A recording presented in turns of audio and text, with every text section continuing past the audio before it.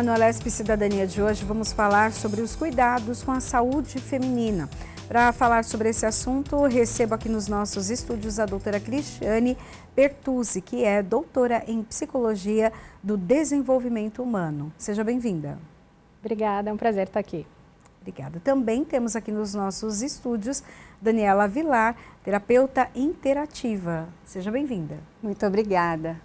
Bom, para começar então, doutora, fala um pouquinho para a gente sobre essa questão da saúde da mulher, porque tem vários aspectos, né, que a gente pode falar sobre isso.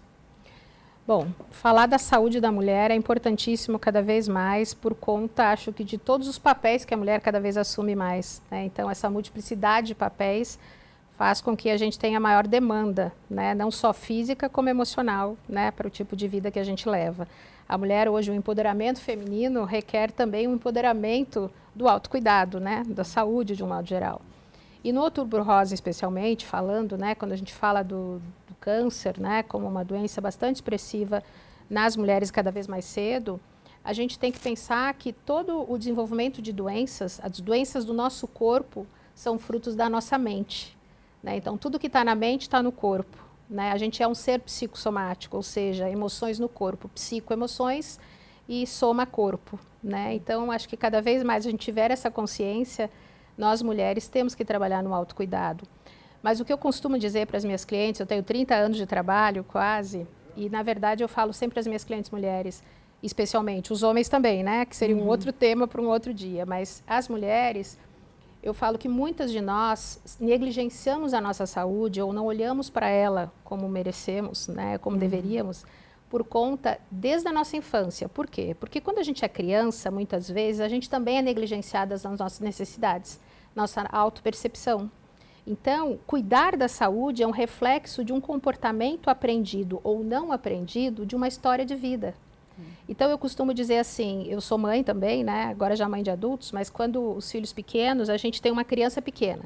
Tu vai no shopping, os adultos querem ir no shopping, vão no shopping no horário que a criança tem a soneca. Soneca é uma necessidade básica, a hora do soninho, a hora da alimentação. Aí começa os nossos primeiros comportamentos de autocuidado. E os adultos viram para a criança e dizem, nossa, você não para quieta, você está atrapalhando o rolê dos adultos. Só que, na verdade, são os adultos que estão mostrando para a criança que as necessidades, o autocuidado dela, fisiológico, não pode ser atendido, está desqualificando. Isso é tão comum na nossa rotina, se a gente pensar, esse é um exemplo simplista. E começa desde aí, quando a gente vira adultos, que a gente não se cuida. Então, esse é o que a gente chama de psicoeducação no trabalho terapêutico, né, na clínica, onde a gente vai começando a mostrar e trabalhar. Eu trabalho muito autocuidado nas primeiras sessões dos atendimentos. E é um autocuidado constante, tanto com a gente quanto terapeuta, né, a gente ter essa premissa de coerência, né, que nem sempre também acontece, mas deveríamos ter, e também ajudar as nossas clientes mulheres a essa percepção. Doutora, e quando fala sobre a questão da integralidade da pessoa, né? A gente falou agora, né, a doutora falou sobre essa questão do bem-estar, mas levando em consideração o autorrespeito, né? Mas nós temos também várias outras partes que precisamos também de cuidado, né? Exatamente. O que acontece é que muitas das vezes nós temos como objetivo só concluir o que a gente se responsabiliza. E vai para o campo profissional, até mesmo pelas necessidades do que é físico. E aí acaba se esquecendo do que é mais importante, que é o olhar para dentro de si, né? Eu até uso o tema se reencontrar com a sua essência. À medida com que a gente vai no dia a dia se colocando responsabilidades, quer seja com a família, ou quer seja com a sociedade, quer no trabalho, na escola, nos seus compromissos sociais, você acaba deixando de lado o que é olhar para dentro de si e acaba colocando só os outros. É evidente, como a doutora Cris bem falou, que isso acontece desde a nossa infância, nós somos conduzidos para isso. O que o trabalho da terapia integrativa contribui é ajudar com que você possa aprender nos pequenos detalhes do dia a dia, como aprender a se levantar, a prestar atenção na sua rotina, a ouvir o que o seu corpo está dizendo, a realmente sentir o que esse corpo está te informando, porque uma vez que você começa a aprender a escutar seu corpo, você começa a ter a predisposição de observar o que ao longo do tempo seu corpo tem dito E talvez aí seja o momento de você dar aquela pausa e buscar um profissional, ou buscar uma técnica diferente para poder se cuidar. Uhum. Doutora Cristiane, até a gente, né, esse outubro rosa, um mês para falar sobre a questão do câncer de mama, mas também do cuidado do corpo da mulher, né? Uhum. Mas a gente sabe que a ligação, e a senhora também falou sobre isso, das doenças com a mente. Vamos falar um pouquinho, até dando alguns exemplos. Câncer de mama já tem alguma comprovação? Já tem um foco ali onde nasce o câncer de mama? Claro que a gente sabe que tem questões também genéticas, mas quando se liga ao emocional? Então, tem muitos estudos em diferentes óticas, perspectivas, né? Mas falando um pouco de que a gente cada vez observa é que o câncer de mama está cada vez mais cedo, né, em mulheres, né, por exemplo. A gente consegue observar, a gente tem até exemplo de algumas pessoas, personalidades, né, brasileiras que campanham, né, e falam disso. E o que a gente observa é que o aumento de estresse, né, essa visão, né, que estava falando, de que a gente vai aumentando os papéis sociais e a gente vai se desequilibrando, né? Então, assim, o câncer ele é um reflexo de um organismo que vai aumentando a sua demanda e vai se deixando de se cuidar, se a gente fosse falar assim, sem falar por linhas de pesquisa ou de estudos necessariamente, mas de um modo geral. E o aumento de estresse e do cortisol, da qualidade de vida, ele vai trazendo processos inflamatórios para o corpo. Então, por exemplo, desde a nossa qualidade do sono, que é uma questão super importante, que as pessoas não cuidam. Eu tenho clientes que chegam no consultório dizendo assim, eu não preciso dormir muito, e se gaba disso, né? Sendo que o nosso cérebro precisa dormir, descansar como organismo biológico, e se a gente não dorme, a gente tem várias sequelas sobre isso, né? Então, a gente pode falar que a mulher, quando está na maternidade, né, no início, com o filho pequeno, ela vai ter uma demanda. Como é que ela vai organizar a sua rotina? Como é que ela vai sair do movimento assim, mais rígido de uma rotina rígida para uma flexibilidade para poder se cuidar também dentro daquele papel social? Então, hoje a gente sabe que o câncer ele é fruto de uma qualidade de vida comprometida, de um nível de estresse, de um processo inflamatório, do aumento no cortisol, né, que é o hormônio do estresse. Então, tudo isso vai gerando ausência de sono, né, alimentação, muitos, né, industrializados, em contrapartida com a alimentação in natura, enfim, a gente tem múltiplos fatores, né? A nossa saúde, o câncer, por exemplo, ele é fruto de uma multicausalidade de fatores, né? E claro que cada mulher, falando especificamente da mulher, ela vai ter o seu biotipo genético. Quando tu falou do gene, da questão genética, a gente sabe hoje que o componente genético pode ou não se manifestar dependendo do ambiente e da qualidade de vida. Então, o que adoece o ser humano não é a genética, é o ambiente. Hoje a gente tem inúmeros estudos sobre isso. Então, mais uma vez, é autorreflexão, é autopercepção. Eu costumo dizer que eu acho que nós mulheres temos uma coisa muito interessante que eu vejo, assim, né, também ficando mais velha, é que se a gente vai desenvolvendo essa autopercepção, a gente pode se aprimorando, né? Então, muitas vezes as mulheres, quando entram na menopausa, elas começam a ter uma autorreflexão e uma percepção, até correndo atrás do prejuízo, quando tiveram muito tempo de trabalho agitado, qualidade de vida péssima. Às vezes a mulher começa a se dar conta, opa, peraí, como o corpo, né? O nosso corpo é o grande termômetro. Tem autores que falam, né? Quando a boca não fala, o corpo fala, né? Então, essa é uma premissa super importante de a gente pensar o câncer como manifestação do corpo de um histórico, né? Pode ter coisas agudas? Pode. A gente tem pesquisas que mostram a incidência de câncer pós situações de estresse aguda. Por exemplo, lutos, perdas, separações, né? Algum tipo disruptivo da vida que sobrecarregou aquela pessoa, né? Ou especialmente falando da mulher. E daí, por isso, a questão de olhar cada caso e entender por que aquilo apareceu. Doutora Daniela, até levando em consideração isso, né, que foi dito agora, a mulher também ela é muito cobrada ali no ambiente de trabalho. Então, é um estresse muito grande, porque parece que você tem que fazer até mais do que outras pessoas, ou do que o homem, parece que é uma cobrança externa e interna também, né?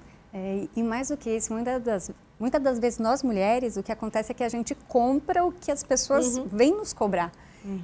Quanto que parte, na verdade, da minha postura interna para que o outro possa me respeitar. Né? Uma vez que o teu corpo ele produz essas químicas A doutora pode até explicar um pouco mais que eu. Essa química, ela depende de como você faz esses pequenos cuidados. Então, se você desde manhã, você já começa a se respeitar, tendo tempo para poder fazer um cuidado com calma, tendo tempo para seu filho, tendo tempo para o marido, até que você saia. Ao chegar no trabalho, você já vai ter essa postura dentro do trabalho. Mas se dentro da rotina da minha casa, a minha própria família, ela acaba não conseguindo ser a minha importância por conta de que eu talvez tenha sido treinada, ou talvez a minha conduta dentro da família, do meu pai e minha mãe, que fizeram o melhor por mim, só que eu aprendi que o fazer era mais importante, o servir era sempre importante. A mulher tem muito disso, né? Ela sempre quer entregar, ela sempre está ali para servir. E uma vez com essa postura ali enraigada, isso como que travado, a mulher ela vai para o seu posto de trabalho, ela vai para a sociedade com esse servir e não se olhar. O que ela precisa ter a consciência? De que o servir é maravilhoso e a gente deve realmente servir, porque nós vivemos em sociedade e é isso que nos integra, nos torna realmente pessoas felizes. Mas que ela é o primeiro passo a ser feito, a ser olhado. Ela olhou para ela consegue se integrar aos filhos, consegue se entregar ao marido, consegue se entregar à sociedade e tudo isso de uma forma balanceada. Falando assim, talvez até pareça, Dani, você talvez esteja simplificando demais. Pois então, o que acontece é que a forma com que eu interpreto o que eu tenho que fazer, isso pode estar conduzido pela minha infância, pela minha educação na infância, como a doutora Cris bem falou, isso eu levo para as minhas condutas, né? O que nessa abordagem integrativa, né, que a medicina integrativa tem trazido cada vez mais, é ajudar a pessoa a ter esses hábitos, trazer o bem-estar em todas as atividades. Eu não posso fazer uma meditação por 1 hora e fazer alguma coisa, mas eu posso ter 5 minutos ali antes de eu poder me sentar na mesa do café. Eu não posso ficar talvez 1 hora com meu filho, entendendo a rotina dele, mas eu tenho 5 minutos quando ele chega de parar, olhar no olho dele, ouvir o que ele fala, entender, me integrar nisso, para que eu possa dispensá-lo, disciplinar, que é reconhecer, aprovar, e aí sim poder dar ali aquela gratidão, aquele amor que ele está esperando. Que é isso que um ser humano é. Uma vez que eu consigo passar isso para os meus filhos, quer seja homens ou mulheres, eles vão poder retribuir isso para a sociedade. Mas uma vez que eu, como a mãe, como a mulher, não consigo passar isso, ele não aprende aquilo que é mais essencial, né? Que é buscar a sua essência, que é cuidar disso que é mais importante, o ser humano, né? Até, doutora, frente a isso, esse equilíbrio das coisas, o que isso acaba depois gerando no organismo da pessoa? Então, assim, ter esse equilíbrio de olhar nos olhos, de sentar e realmente conseguir tomar um café, conversar, almoçar junto ou jantar, enfim, mas ter aquela relação familiar sem a cobrança, né, de ter que olhar o celular para responder uma mensagem, ou o que isso gera no organismo de alguém? Então, isso a gente chamaria de regulação emocional, né? Uma das minhas abordagens, eu tenho algumas especialidades, entre elas eu sou neurocientista.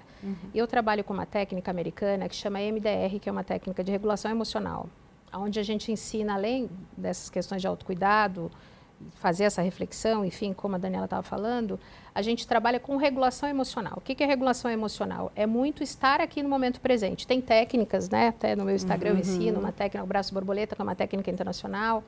Então, o que a gente trabalha hoje? Para essa mulher, para nós podermos ter esta autopercepção, a gente precisa acalmar o nosso cérebro.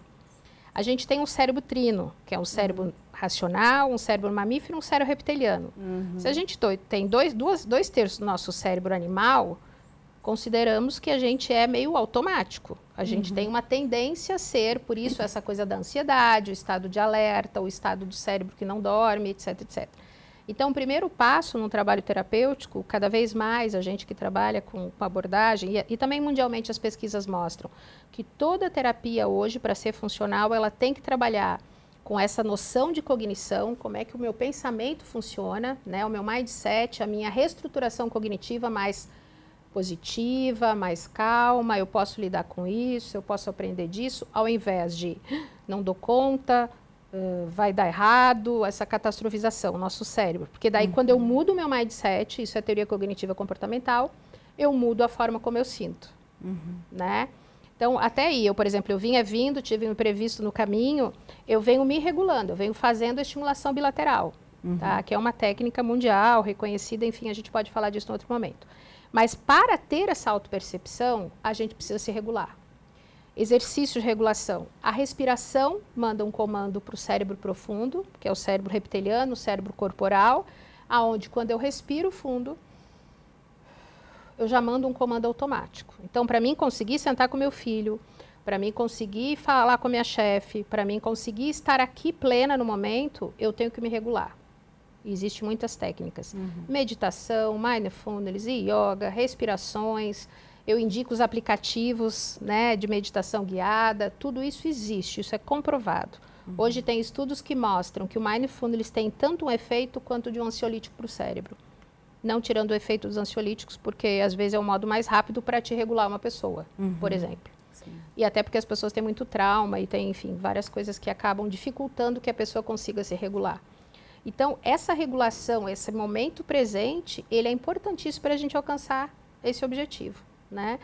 E as terapias hoje têm que trabalhar com esse foco, com essa noção de corpo, com essa noção de momento presente, né? Com essa noção de que se algo se opõe à nossa rotina. Eu venho sempre de táxi para os eventos, eu gosto de falar disso. Claro, sou privilegiada nesse sentido, acho que nem todo mundo é, mas quando a gente organiza a nossa rotina, mesmo vindo para planejado, tem as coisas disruptivas. Sim. Tu te ativa no caminho, né? Então, tu tem que raciocinar, regular, respirar e dizer, peraí, o que eu faço para minimizar eu poder chegar aqui mais inteira, né? Então, isso é um processo, tá? Eu vejo hoje, tem uma outra coisa que eu acho que é importante falar, que é a nossa cultura latino-américa. Eu morei nos Estados Unidos 6 anos e eu observando, por exemplo, a rotina de uma mulher mãe, dona de casa, nos Estados Unidos e uma rotina nossa aqui. Os nossos países latinos, nós temos uma dificuldade de estabelecer rotina. As nossas famílias e as nossas rotinas são muito desorganizadas. Os nossos jovens e as nossas crianças dormem em horários muito desregulados. E eu posso falar isso porque eu vivi os 6 primeiros anos dos meus filhos, eu tenho gêmeos, e eu hoje tenho filhos jovens que dormem em horário certo. Sempre, e nunca precisei ter trabalho, porque tudo isso, quando tu treina teus filhos, quando tu tem uma rotina organizada, os adultos têm essa percepção, isso é reflexo nos filhos depois que viram adultos estruturados, adultos organizados. E quando a gente compara as rotinas de culturas, é muito interessante a gente ver. A rotina, não estou dizendo que as mães americanas não são aceleradas e que não têm ansiedade também. Mas tem um fator que as culturas mais organizadas e planejadas têm, que ajuda muito, né, nos trabalhos part-time, ou na organização da rotina, a distribuição de papéis em casa, e que eu vejo que a nossa cultura latina peca muito e tem algumas coisas que são bem prejudiciais para esse autocuidado e para essa regulação, né? Para eu estar aqui de verdade. Né? Então, eu vejo hoje só o trabalho de autoconhecimento, viu? Porque senão eu não acho que as pessoas assim... Claro, hoje eu tenho o Instagram, as pessoas leem e se informam, né? Mas ainda é pouco perto do que precisaria, né? Para a gente poder alcançar uma qualidade melhor de vida. Até falando sobre a questão da ansiedade, né? É um mal do século, a gente tem muito... Acho que até os aparelhos, né? Acabaram trazendo até um pouco mais disso. Mas ansiedade, medo do futuro, o que está acontecendo, o que vai acontecer, o que me espera. Às vezes são ansiedades diárias, mas são ansiedades de anos, que você nem sabe se vai acontecer ou não. Como lidar com isso, então? Depois eu até vou pedir para a doutora explicar algumas técnicas para a gente, mas como lidar ali no racional, trazer para pensar sobre isso. Certo. No dia a dia, como a gente já bem falou, né? A rotina em si, ela, por não ser pré-estabelecida, nós somos pressionados. Uma abordagem que eu trago de muita consciência, que é o passo mais importante, como a doutora bem falou, é quando nós buscamos entender o que acontece com a raiz dessa cultura. Se a gente for parar e formos olhar a nossa essência como nação, nós somos um país onde nós fomos explorados, fomos escravizados. Então, todo esse movimento lá do passado, ele é trazido até hoje na forma de nós nos comportar. Né? Hoje nós temos pesquisas, temos ciência que fala o quanto que as nossas células, elas trazem essa forma reativa, como ela até mesmo falou, até a questão do cérebro, a construção de raciocínio. Eu estou falando mais que isso, estou falando a célula. Ela traz isso no dia a dia de forma reativa. Então, quando eu entendo que talvez um comportamento ele esteja sendo reativo por conta de como que a minha nação se comporta, eu começo a fazer escolhas. Por quê? Porque eu tenho um autoconhecimento disso. E a ansiedade parte muito disso. Uma vez que você começa a entender o que te deixa ansiosa, ele começa a te trazer essa primeira atitude de ver essa cognição, esse comportamento que te leva a trazer esse hábito da ansiedade, que acaba se tornando hoje em dia um hábito. Né? Hoje eu tenho até mesmo um grupo no Instagram que a gente faz, que se chama Respire Fundo. Qual a habilidade ali que a gente desenvolve? Que é a respiração. São 30 minutos de encontro, 15 minutos de aplicação de respiração. E olha, a pessoa sai dali do encontro, às vezes ela sai uma dor que na verdade era só ali uma contração por estar numa posição ou por conta da mente estar conduzindo aquela pressão naquela região. E ela consegue, à medida com que ela traz essa consciência, com exercício de respiração, exercício simples, que é você parar, respirar e sentindo parte a parte o corpo, que se trata do mindfulness, que se trata do momento presente, né? Ter a atenção plena ao que está acontecendo. Então, essas práticas, elas ajudam muito a poder trazer a consciência do que está acontecendo. A ansiedade vai ser o próximo passo quando acontece de que você... peraí, o que está acontecendo? Eu vou me retirar, eu preciso estar aqui, eu posso daqui tentar fazer uma prática, aqui eu me sinto confortável, porque nós temos que partir do princípio que a gente pode sim dar uma pausa no mundo e que eu posso sim estar triste, eu posso ter problema, eu posso estar afobada e de que isso não é vergonhoso, eu posso assumir. E nós temos dificuldade disso, porque temos que fazer, temos que entregar. E esse só entregar faz com que eu não possa me permitir, eu estou no meio de muitas pessoas, como é que a pessoa vai... Isso não é saudável. Então, algo que é muito importante, eu aprender que eu vou errar, eu vou passar por situações que não vou ser a melhor, não vou estar no meu melhor e que está tudo bem. E que está tudo bem. Eu só preciso aprender o quê? Me acolher. Acolher aquilo e à medida com que eu aceito, fica mais fácil.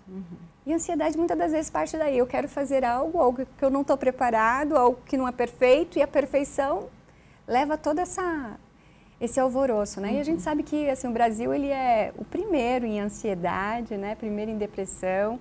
Isso tudo, se for estudado junto com a linha do comportamento humano, nós vamos ver que é muito da raiz da nossa colonização. A ansiedade, ela é normal em alguns aspectos? E, tipo, até essa normalidade dela é boa ou não? Sempre a ansiedade tem ali uma raiz ruim. É boa pergunta, porque realmente a ansiedade ela é saudável. Uma ansiedade para uma prova, para ver uma pessoa que você está com saudade, isso é muito saudável. Por quê? Porque vai partir do princípio de que você está ali se organizando sua emoção, se aquecendo para aquela situação. Qual que é a ansiedade que não é saudável? A ansiedade que ela se torna por um grande tempo, mesmo por coisas que pareçam saudáveis, né? Mas que de certa forma te tira o centro, te tira realmente de estar com a mente livre para fazer o que tem que fazer, porque você está focado de forma demasiada numa situação que não é a melhor. Aí já passa a ser o que é ansiedade, que não é saudável. Mas no cotidiano, é a coisa mais normal a gente ter ansiedade, até que a gente não fica ansioso no dia a dia. É uma coisa, é outra, a rotina. Isso faz parte da vida. Por isso que o aprender a acolher, aprender que a gente erra mesmo, é muito importante. E isso que a Daniela está falando de acolhimento e dessa mudança de mindset é o que a gente chama na cognitivo comportamental da reestruturação cognitiva. Então, por que a gente tem ansiedade? A ansiedade, primeiro, que ela é um reflexo do cérebro profundo, que é o cérebro reptiliano.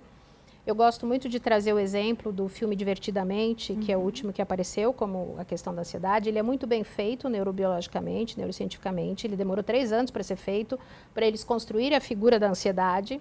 Então, naquele filme aparece o senso de si. O senso de si são esses pensamentos automáticos. Todos nós temos pensamentos automáticos.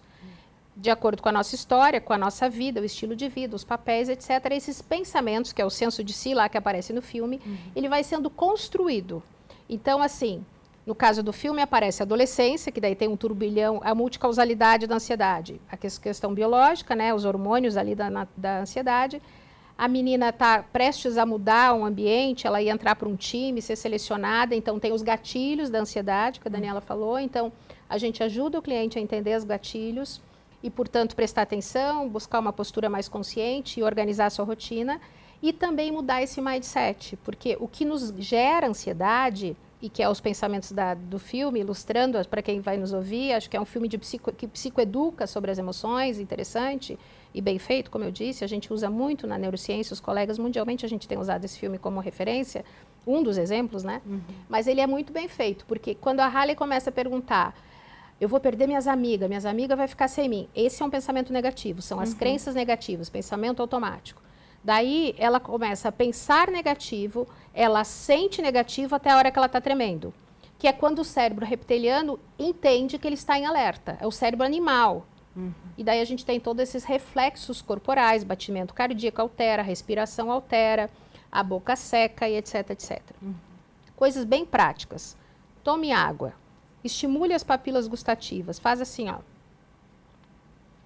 Regulação, estimulação, isso aqui é estimulação para os dois cérebros. Pode ser assim, eu estou aqui, não posso fazer muito. Eu brinco com os meus clientes adolescentes, ou jovens, ou até adultos, executivos, eu falo, tem uma mesa aqui, eu estou lá e tu, ó, ó, estimulação.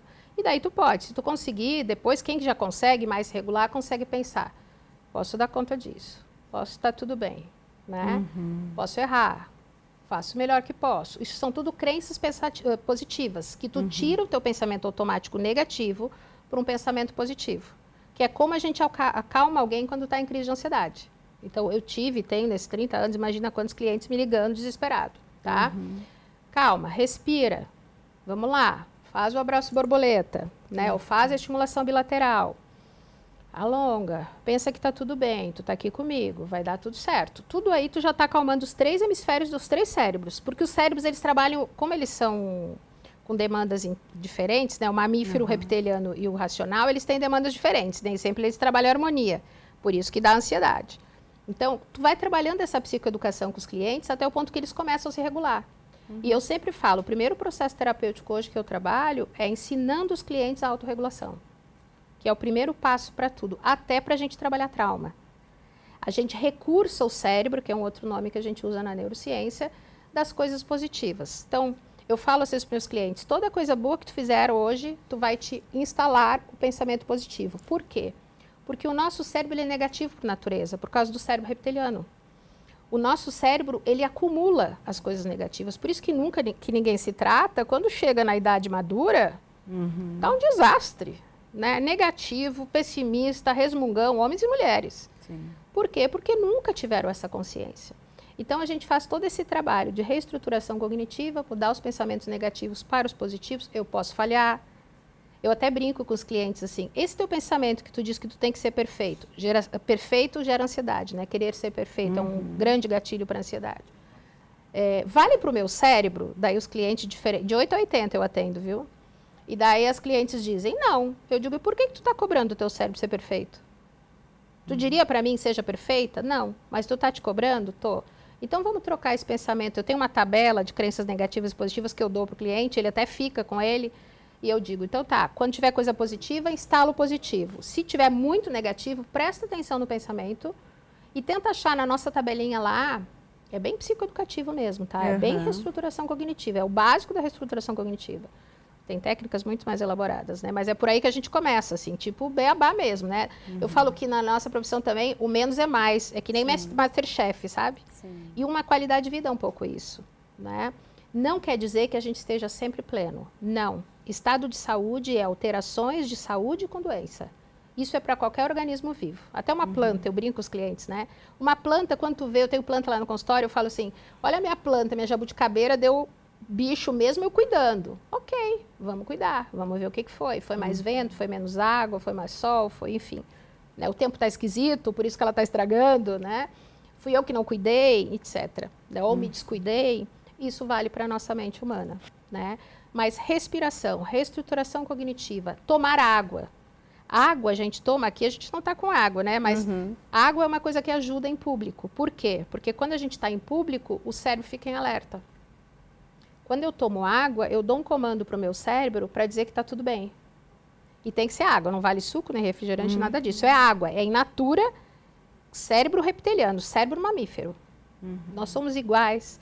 E quando as pessoas começam a ter essa consciência, é muito bonito, porque as pessoas começam a regular. Eu tenho clientezinhas minhas, filhas de pacientes, porque agora eu já estou na 2ª geração, né? Ainda não cheguei na 3ª.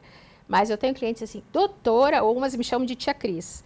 Doutora Cris, tia Cris, eu ensinei para minha amiga e a minha amiga ficou, ensinei abraço borboleta, mandei ela tomar água, mandei ela respirar, que ela estava nervosa da prova e ela acalmou. Isso é muito bonito. É ensinar as próximas gerações, né? Isso é muito legal. E a gente vê que não que é muito comum já, né? Inclusive, a gente falando da questão dos adolescentes também. Antes se chegava ali na vida adulta ou aquela fase do vestibular que começava realmente a ansiedade, o que eu vou fazer da minha vida, do meu futuro, como que eu vou escolher? Eu vou escolher uma coisa que vai ser pro resto da minha vida. E era aquela situação dramática mesmo, né? E dali para frente, como diz minha filha, só para trás, né? Então a questão do trabalho, vem todas as outras demandas, mas hoje está vindo muito cedo. Cada vez mais rápido, né? Se a gente olha, assim, o nosso costume, as famílias, elas tinham mais tempo entre si, né? Porque não tinha tantas informações, né? Quer seja TV, em todos os lugares a gente sempre está conectado. E quanto mais essa conexão entrou como uma ferramenta muito importante, mas ao mesmo tempo ela foi afastando e apartando as pessoas. E aí quando chega nessa idade da adolescência, que ele tem que escolher a sua profissão, que ele tem que se posicionar dentro da família, no passado ele tinha uma estrutura. Eu lembro que na minha família a gente tinha estrutura do pai parar, conversar, entender, explicar onde é que vai, onde é que não vai, olha, isso daqui pode. Só que essa geração que nós temos hoje, muitas das vezes os pais saíram para trabalhar e não tiveram tempo de acompanhar os seus filhos, né? Eu recebo é muito comum eu receber os pais no consultório e depois, não, Dani, eu vou te mandar meus filhos. Ok, vamos concluir com você para que você entenda o que você vai depois ser cobrado. Porque ali depois, quando elas entenderem qual o seu papel, vai vir essa cobrança e você vai se reestruturar. Então, a gente faz esse acompanhamento. E hoje, eu tenho umas experiências em família muito gostosas, porque são técnicas que a família toda pode ser embarcada de uma forma que realmente ela possa construir essa nova postura cognitiva, né? Uma outra forma de relacionar e de que ela vai, então, se integrando, se ajudando. Só que isso não é o comum. Né? Como ela bem lembrou, não é comum as famílias buscarem a ajuda de uma terapia, quer seja uma terapia integrativa, que hoje em dia são ferramentas muito mais simples, muito mais, digamos assim, mais fáceis de se acessar do que até mesmo outras linhas mais tradicionais e que têm uma atuação pontual, né? São terapias breves, são terapias para ajudar em determinada situação. A família está com um momento de ansiedade, a mãe está com problema da questão de que após a gravidez, né, a maternidade, então a gente faz tudo focado. Só que o trabalho, o efeito que dá é perfeito, é muito bom. E a adolescência em si, voltando ao ponto, ela não teve, essa adolescência de hoje, né, essa geração Z hoje, ela não teve isso.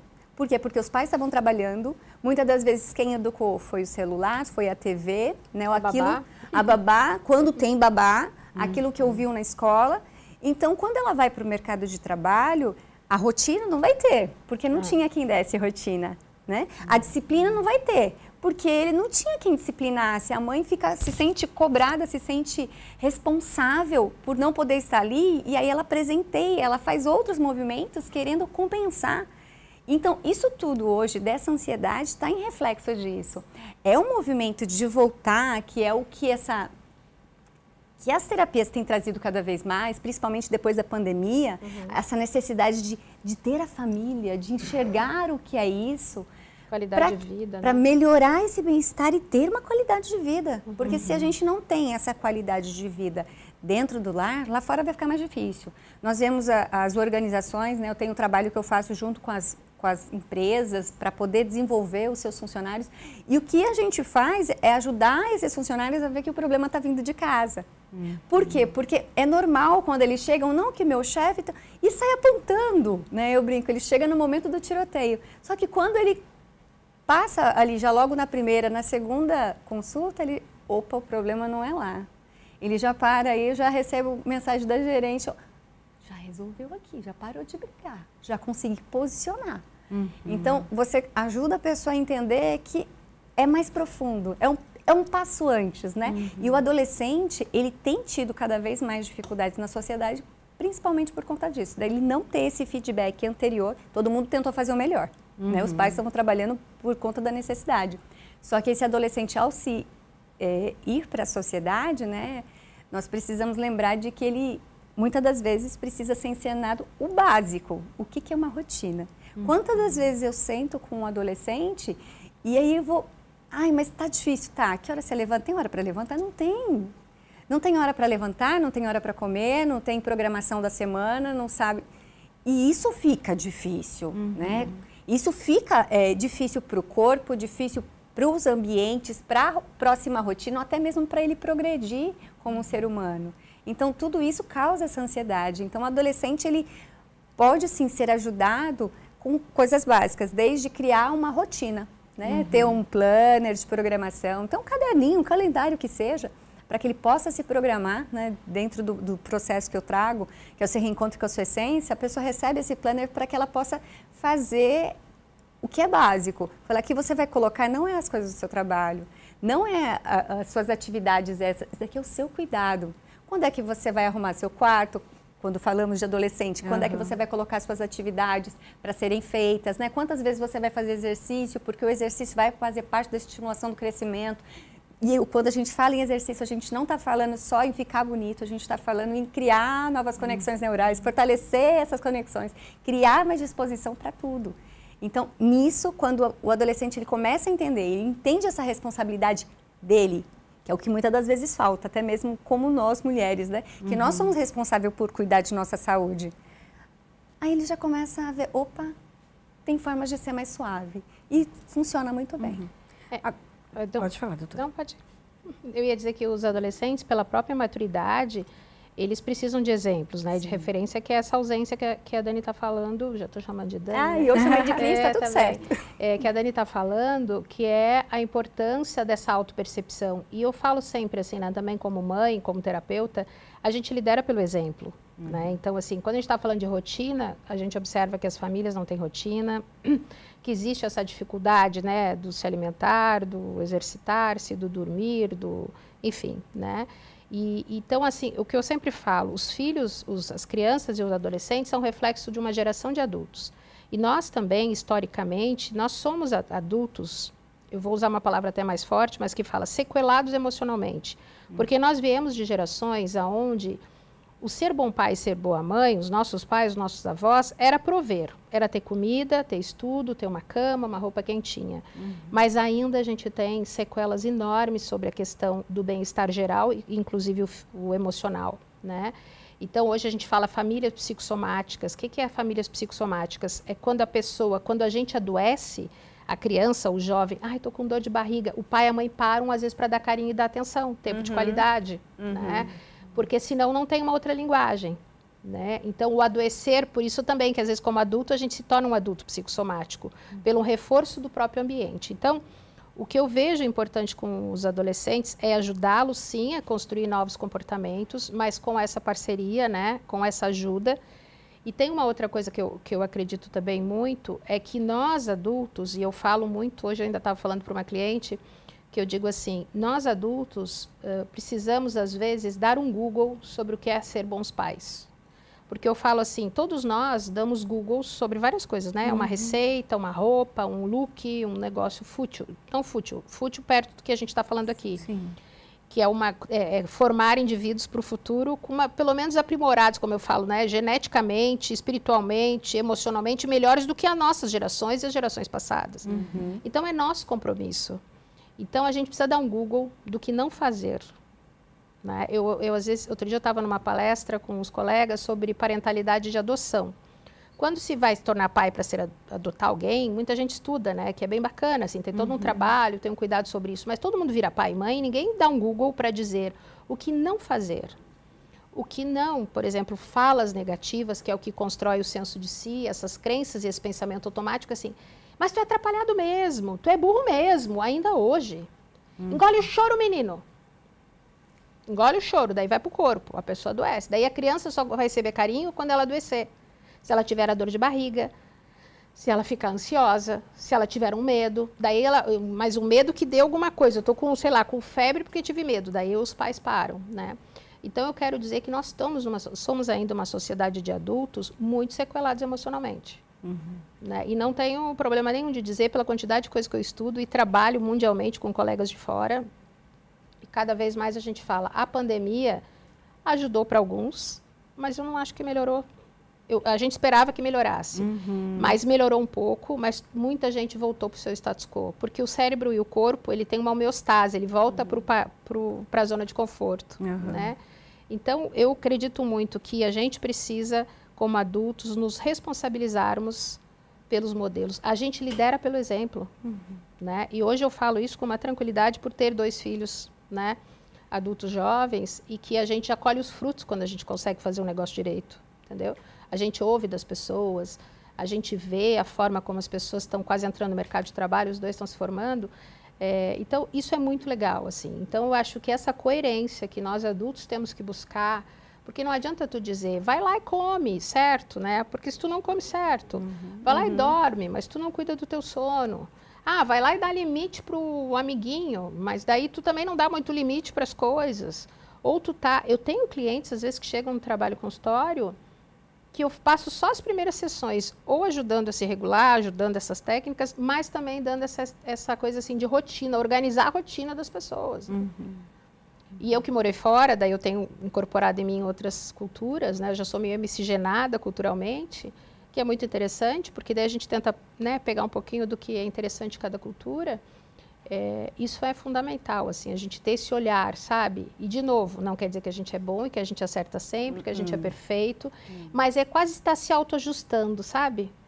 E tu ensinar isso para os filhos. Outra coisa que eu vejo muito, assim, treinar os filhos para esse autocuidado, né? Ir no médico. Eu tenho clientes, às vezes, que têm famílias de médico e não tratam até a especialidade do próprio pai, né? Ou da mãe. Eu tenho filhos que dormem nesses horários assim, tendo pai médicos, né? E às vezes é esse ajuste que precisa. Eu tenho muitas crises de ansiedade de clientes jovens que é ajuste de rotina, é ajuste de sono. Eu tenho uma clientezinha minha que ela diz para a mãe dela assim, eu estou dormindo muito errado de novo, estou dormindo tarde demais, doutora Cris vai falar quando eu for lá. E às vezes é isso que precisa para um bom adolescente, para uma criança, né? Pensando que eles são seres em formação, né? Biológico e mentalmente falando também. Nós estamos chegando já no final do nosso programa, mas eu vou deixar uma pergunta para cada uma, até para as considerações finais, para a doutora Cristiane. Uma técnica aí que as pessoas, na hora da ansiedade, para regular, então, ali o seu estado, né? Quando ela sai ali do normal, como que ela pode voltar ali para um estado mais tranquilo. E também, daí já para a doutora Daniela, como colocar uma rotina, porque a gente ouve já há alguns anos, a rotina é ruim. O casamento caiu na rotina.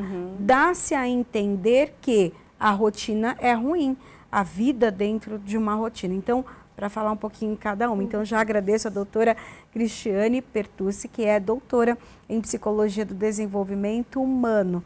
Aí já dá a dica para a gente. Bom, exercício de respiração, né? Então, poder alongar a sua respiração. A respiração da ansiedade, por exemplo, é uma respiração curta. Então, muitos de nós, quando estamos fazendo, e mesmo nós aqui, que eu estou até acostumada a falar em coisas, mesmo quando a gente está numa situação nova, com pessoas novas, a nossa respiração já altera. Então, eu posso inspirar, segura, 4, solta. Faz algumas vezes esse exercício, nem sempre a gente consegue fazer tantas vezes. E junto com isso eu falo da estimulação bilateral, né, que é uma técnica hoje mundialmente. Então eu posso parar, eu posso botar um aplicativo de meditação guiada para as pessoas. É muito difícil parar o cérebro, tá? Quem nunca parou não consegue parar de cara. Por isso que aquela frase também não vale. Ah, meditação não é para mim, respiração não é para mim, relaxar não é para mim. Não é mesmo, porque o teu cérebro reptiliano ele está ativado, teu cérebro está ativado. Então eu falo, o cérebro é como um músculo, então tu tem que treinar. Faz pouquinho, várias vezes, que na hora que pegar mesmo, o bicho pegar, teu cérebro consegue acalmar. Então é um treino. Respiração, tomar muita água. Se eu não tomo água, o meu cérebro reptiliano entende que acontece com o réptil na natureza se ele tiver em ameaça? Ele não come, ele não bebe, ele não dorme e ele se camufla. É isso, né? Esse é o cérebro reptiliano. Se eu fico sem tomar água, o meu cérebro reptiliano instintivo, ele entende que eu estou em perigo. Tomar bastante água. Né? Que eu já estou sentindo falta da minha garrafinha aqui, né? Eu estou falando com vocês da sede. Então, água, respiração, meditação guiada. Quem quiser pode também no meu Instagram, tem o Abraço Borboleta, eu falo bastante, vira e mexe eu falo, né, sobre isso, porque eu acho que é uma psicoeducação para as pessoas, né? Então, acho que é um pouco isso. E só para complementar da rotina, a rotina, ela ajuda a estruturar o cérebro. Porque a previsibilidade, imagina, o cérebro reptiliano, ele está sempre em alerta, ele está preparado para algo que tu não espera, né? Para um estado de alerta. Então, rotina dá previsibilidade, que é o que a gente colocava para as pessoas no início da pandemia. Que todo mundo viu o quanto faltava rotina. Bom, agradeço também a participação aqui com a gente de Daniela Vilar, a terapeuta interativa. Muito obrigada. E também complementar um pouquinho sobre essa rotina. Certo. Quando a gente fala de rotina, a gente pode partir do princípio inicial, né? Como ela bem comentou, a importância da água. Algo que eu coloco é exercício físico, hidratação, né?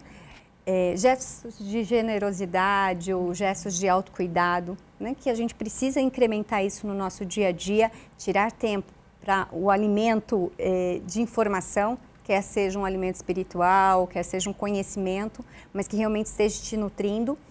Quando você coloca isso no papel e ajuda essa pessoa, né? Quer seja um adulto, até mesmo uma pessoa idosa, que às vezes por uma mudança de plano ali, ela agora fica sozinha, ela se perde. Então, às vezes, até mesmo o idoso, você trazer isso para ele, quanto você está tomando de água, está dentro do que você pede, mas existe uma quantidade? Existe, hoje já tem comprovadamente. 0,35 vezes seu peso corporal é a necessidade que você precisa calcular para saber quantos litros você precisa tomar. Então, você vai dividir isso, vou tomar, então, meus 2,5 litros de uma vez só. Não, imagina a plantinha. Então, a plantinha você vai virar o balde, ela vai tirar todo o nutriente, não vai irrigar como precisa. Nós, da mesma forma, então, copos separados. Então, é uma situação dentro desse escopo de projeto de rotina. Então, uma vez que ele coloca ali, então tá, eu vou fazer exercício, eu só posso 2 dias da semana, porque eu tenho a minha programação. Ok, tudo bem. Um dia de diversão dentro da semana, você começa a ir dividindo isso, colocando ali a rotina. Não, eu acordo, eu tenho meu momento de higiene, eu tenho meu momento de estudo, de reflexão, né? Nesse momento de reflexão, é sugerido a prática de respiração, né? Uma respiração com atenção plena. E após isso, algo que é muito importante e que perdeu-se no tempo, um diário, um caderno de anotação sobre suas atividades do dia a dia. Por que isso é importante, Dani? Porque uma vez que você começa a ter um caderno de anotação, você cria ali registros para ver seu histórico. E aí é onde você fala que, poxa, essa situação hoje, eu lembro do ano passado. Você vai lá, você vê o que estava acontecendo, você começa a ver essas repetições de padrões, e as repetições de padrões é o que a gente vive no dia a dia. Você começa, poxa, o que eu fiz que deu certo? Então, sempre tem que voltar. O que eu fiz que deu certo? O que eu faço para mim que dá certo? Então, tendo esse escopo, né, de ter os pilares atendidos, de você poder dinamizar isso dentro da semana, ir cumprindo, mas sem autoflagelo, não precisa se cobrar. Uma vez que você consegue, aquilo que você consegue é o mais importante.